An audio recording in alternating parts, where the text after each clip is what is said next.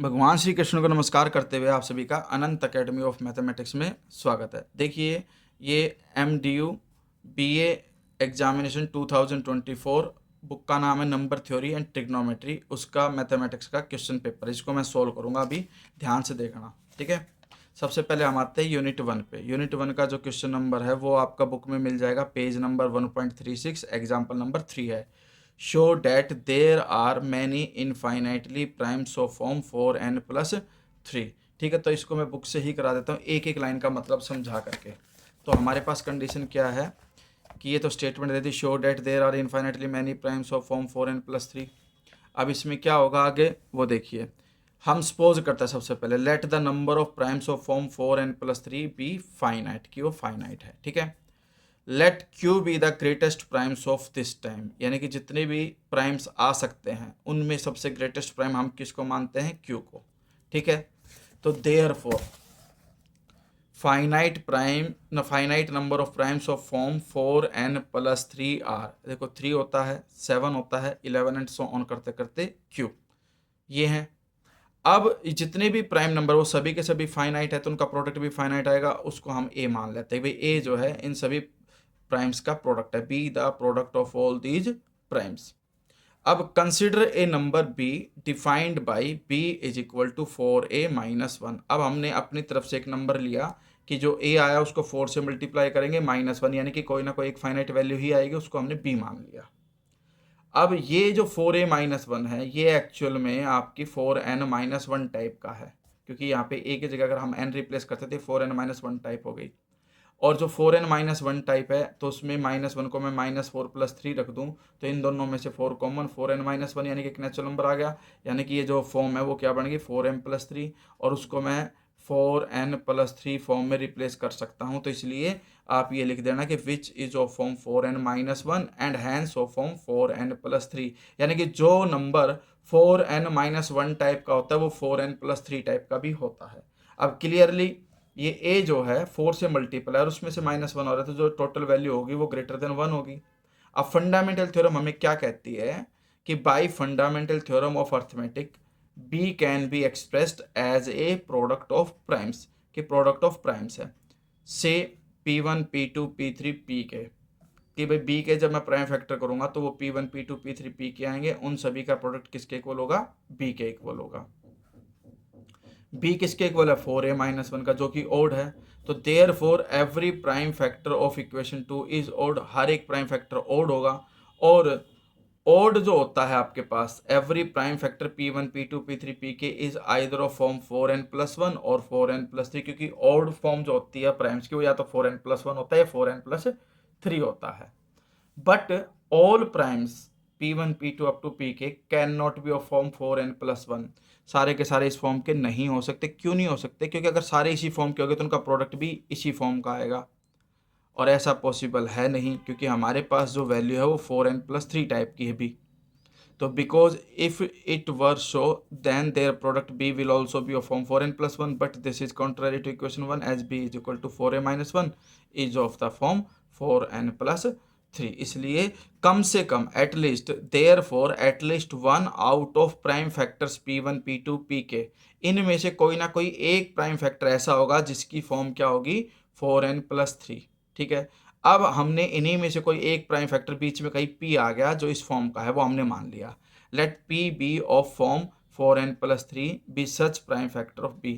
अब prime factor है b का, तो इसका मतलब p जो है वो b को डिवाइड करेगा।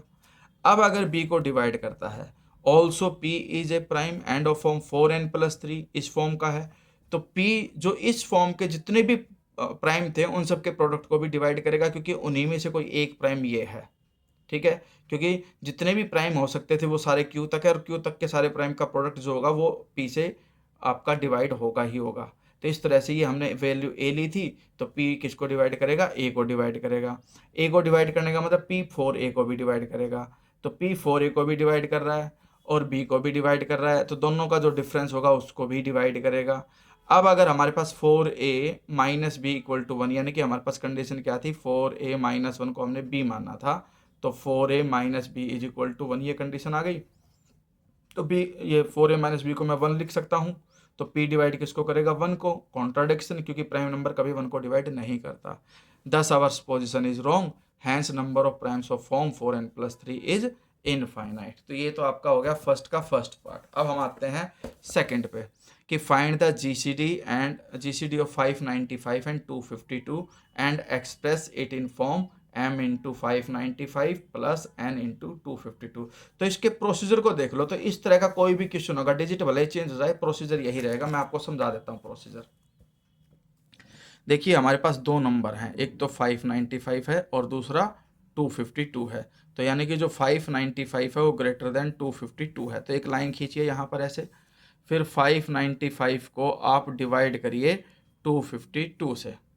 तो ये 2 पे करते हैं मल्टीप्लाई, क्योंकि 3 पे करेंगे तो ज़्यादा हो जाएगी वैल्यू, ठीक है। तो 2 2 जा 4, 2 5 जा 10, 2 2 जा 4 प्लस 1 504 और रिमाइंडर आ गया 91। अब 91 आगे तो डिवाइड होगा नहीं, तो अब ये डिवाइजर बन जाएगा और हम डिवाइड करेंगे 252 को 91 से, ठीक है। तो 9 3 जा 27, 3 पे जाऊंगा तो इससे ग्रेटर वैल्यू हो जाएगी, इसलिए हम 2 पे ही जाएंगे। 2 1 जा 2 और 2 9 जा 18, डिफरेंस जो है 0 और 15 माइनस 8 70 आ गया। अब 70 डिवाइड नहीं होगा, तो इसलिए ये आपका डिवाइजर बन जाएगा और हम इससे किसको डिवाइड करेंगे, 91 को करेंगे डिवाइड। अब 91 ये 70 इंटू 170, रिमाइंडर 21 आ गया।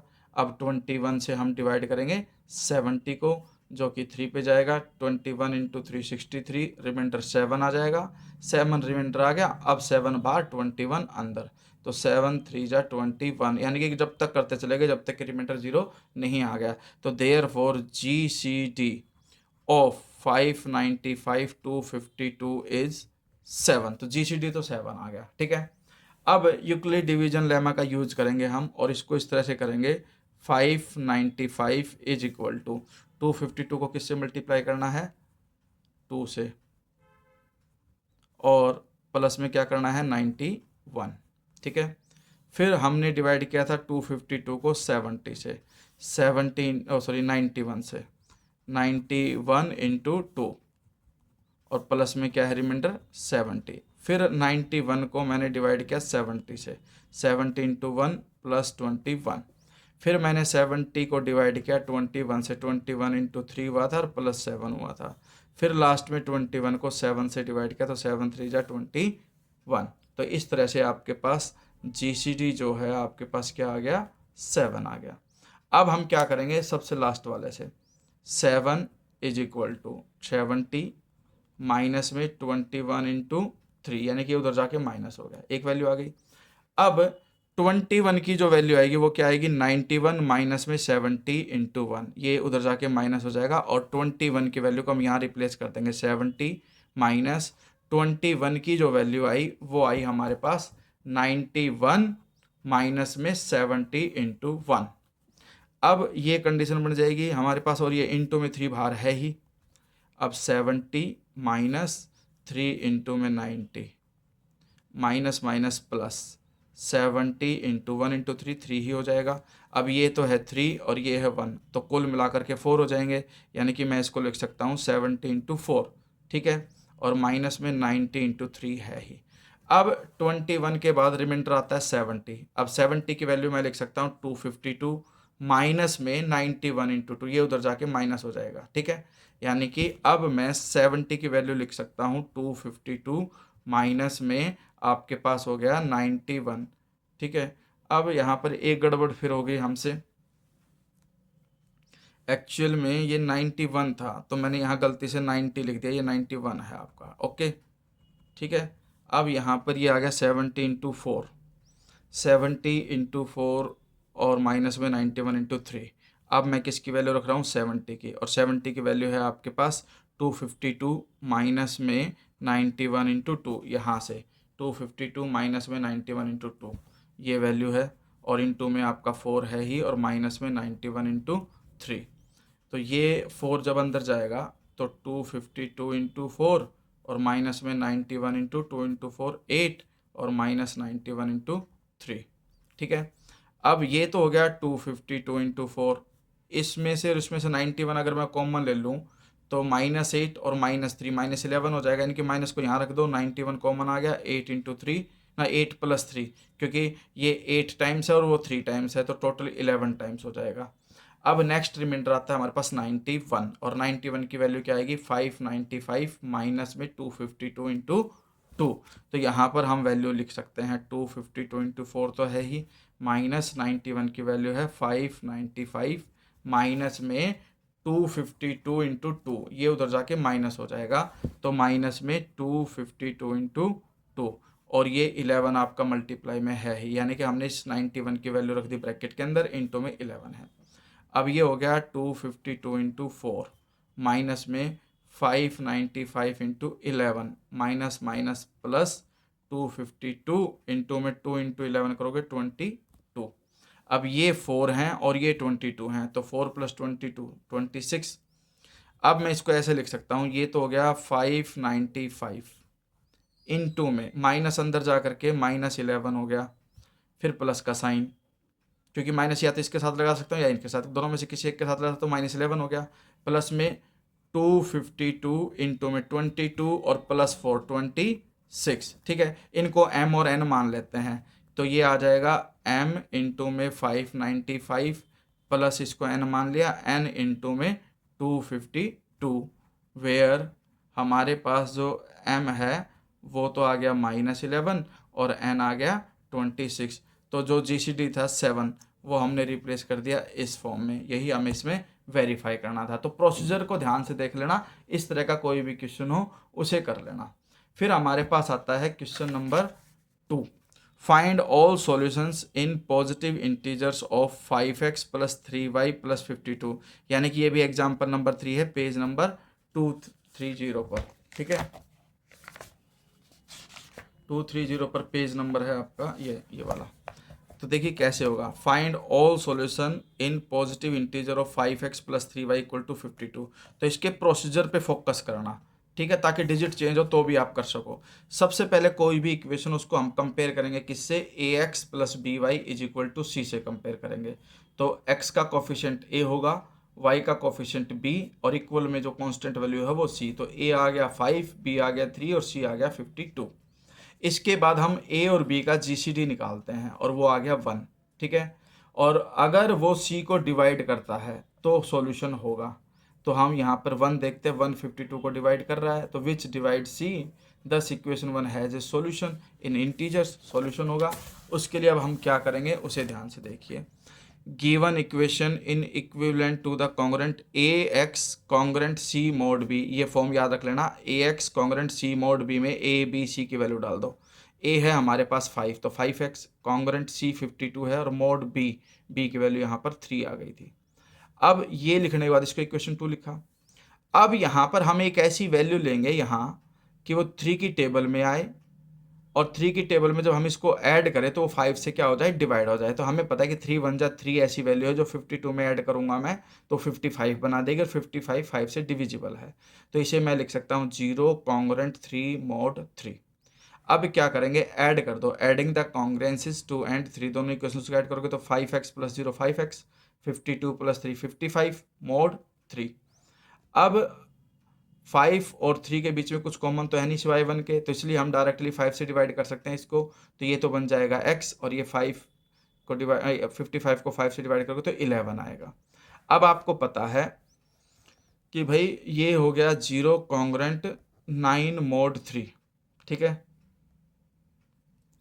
या फिर आप एक काम कर सकते हो, ये ना करके सीधा सीधा जो रिमाइंडर आया अब आपके पास उसको 3 से डिवाइड कर दो।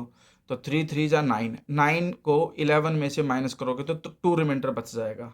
ठीक है, या फिर यहाँ पर 3 की टेबल में जो आता है 9 आता है, और 11 में से 9 माइनस कर सकता हूँ मैं, और वो वैल्यू जो आएगी वो 3 से लेस रहेगी। या फिर एक काम करो, 11 को आप क्या करो 3 से डिवाइड करो, तो 3 3 = 9, रिमाइंडर क्या बच गया 2।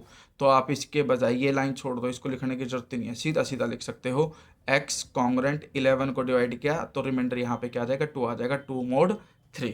ठीक है, तो ये इसके बाद ये अल्टरनेटिव मेथड है, इसको करने की जरूरत नहीं है, आप छोड़ देना, मैंने सीधा जो मेथड समझाया है उसके हिसाब से आप कर लेना। ठीक है, अब हमारे पास जो वैल्यू ये आई x कॉन्ग्रुएंट 2 mod 3, उसको मैं कैसे लिख सकता हूँ, देखो x लिखूंगा = का साइन 2 + 3 के, यानी कि ये 2 तो रिमाइंडर है, ऐड होगा और 3 इंटू में के कोशेंट हो जाएगा और 3k + 2 जो वैल्यू आएगी वो x के इक्वल होगी। अब 3y जो है हमारे पास जो इक्वेशन थी, इक्वेशन क्या थी हमारे पास, 5x + 3y = 52 थी। तो यहाँ से 3y की वैल्यू निकाल दी, 52 - 5x। 5x के अंदर x की वैल्यू रख दी 2 + 3k और मल्टीप्लाई करके सिंप्लीफाई करके वो वैल्यू आ गई 42 - 15k।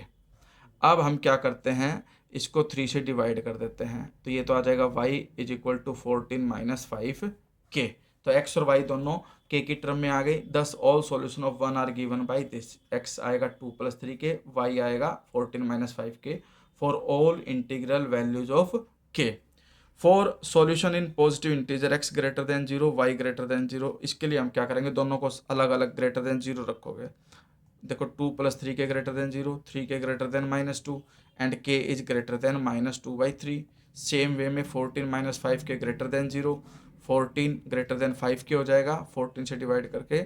अब यहाँ पर क्या कंडीशन दी इन्होंने, ये आ जाएगा 14/5 लेस देन मतलब ग्रेटर देन k। इसका मतलब जो k है वो लेस देन आ गया 14/5। तो हमारे पास ये दो कंडीशन आ गई, -2/3 से बड़ा है और 14/5 से छोटा है।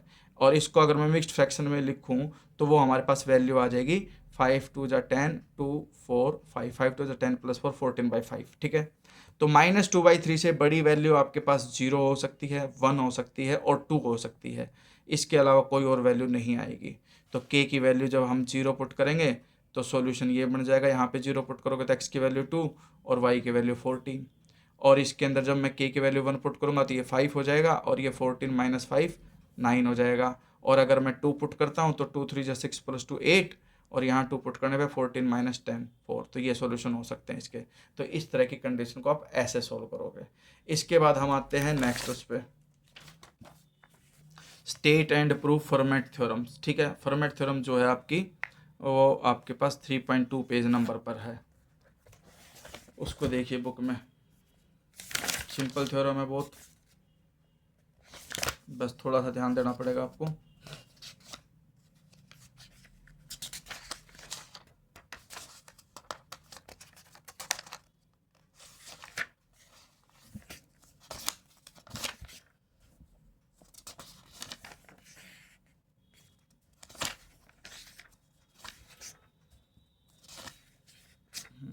ये है format theorem. If p is a prime number and a denotes an integer such that a, p = 1 then a power p - 1 congruent 1 mod p। Most important theorem है, ध्यान से समझना इसको। ये कैसे की है, हमारे पास सबसे पहले तो एक बात ध्यान रखना कि a1 + a2 + a3 + a4 up to +an करेंगे, उसकी पावर p करते हैं। तो इससे पहले जो थ्योरम है उससे ये कंडीशन आई है, ठीक है, कि भाई इन सब की पावर p है वो इसके इक्वल हो सकती है, यानी कि सबकी सेपरेटली पावर p करके प्लस में एक m × p और कर देंगे। ठीक है, यहाँ पर जो m है वो मल्टीपल है आपका, ठीक है, और यहाँ पर p से मल्टीप्लाई हो रहा है तो m × p। अब थोड़ी सी देर के लिए हम रिप्लेस करते हैं, भाई a1 a2 an तक सबकी वैल्यू क्या है 1 है। तो अब वो थ्योरम में इन सब की वैल्यू अगर मैं 1 रख दूँ तो 1 + 1 + 1 + n टाइम्स तक ऐड करूँगा तो वो n बन जाएगा, n की पावर p = ये 1 + 1 + 1 + 1 करके n टाइम्स तक ऐड करके n बन जाएगा, टोटल n लिख दिया और प्लस में m × p, फिर ये n उधर जाके माइनस हो गया, m × p रह गया। इसका मतलब ये है कि भाई m × p का मतलब p का मल्टीपल आ गया ये, तो p जो है n की पावर p - n को डिवाइड करेगा। अब अगर इसको डिवाइड करता है तो रूल क्या कहता है, n की power p congruent n mod p लिखा जाएगा, क्योंकि ये रिमाइंडर है तो n की पावर p लेफ्ट में रहेगी, कॉन्ग्रेंट n mod p लिख सकते हो for every natural number n। अब पर्टिकुलर केस में n को a से रिप्लेस कर दो, n की जगह पे मैंने a रख दिया तो a की power p congruent a mod p।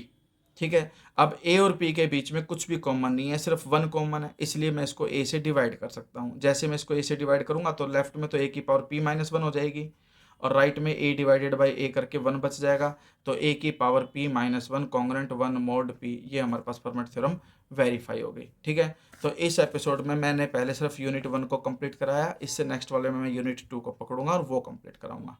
ठीक है, तो चैनल को सब्सक्राइब कर लेना और ध्यान रखना प्लेलिस्ट के अंदर नंबर थ्योरी की जो प्लेलिस्ट बनाऊंगा मैं अभी, उसमें सबसे पहले मैंने यही सोल्व किया है।